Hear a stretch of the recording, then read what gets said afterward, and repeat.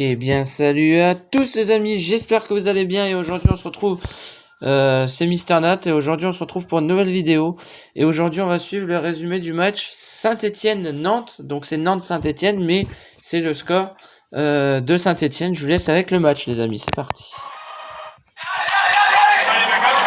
Nantes 6e accueille Saint-Étienne 9e, deux équipes qui peuvent encore prétendre à une place européenne. Nantes n'a perdu qu'une seule de ses 6 dernières rencontres, mais n'en a remporté qu'une seule de ses 7 dernières. Il y a un petit peu de surplace pour les Canaries.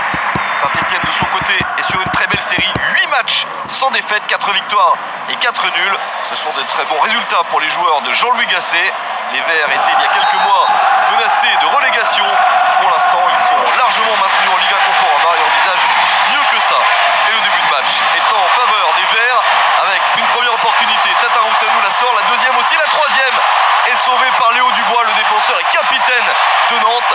Sur sa ligne, il réussit à sortir cette balle. Début de match très intéressant pour Saint-Étienne, ça se poursuit avec ce centre en retrait et en deux temps. Le but de Mathieu Debuchy à la 17e minute, 1-0 pour l'AS Saint-Étienne, c'est assez logique vu le début de match. Troisième but cette saison pour Debuchy, ce n'est pas un grand buteur, mais depuis son arrivée sous les couleurs de Saint-Étienne, il réussit à marquer des buts importants. La réponse nantaise, enfin une occasion, est pour Emiliano Sala. Mais le meilleur buteur nantais rate le cadre.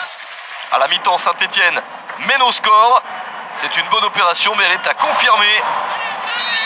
Nantes a eu beaucoup de difficultés dans le jeu et en seconde période, ça se confirme. Les joueurs de Claudio Ranieri sont plus en difficulté qu'il y a quelques mois, à l'image de Nicolas Palois qui commet une grosse bêtise, ballon intercepté par les Verts et ça va au bout pour Rémi Cabella, 54e minute, 2-0.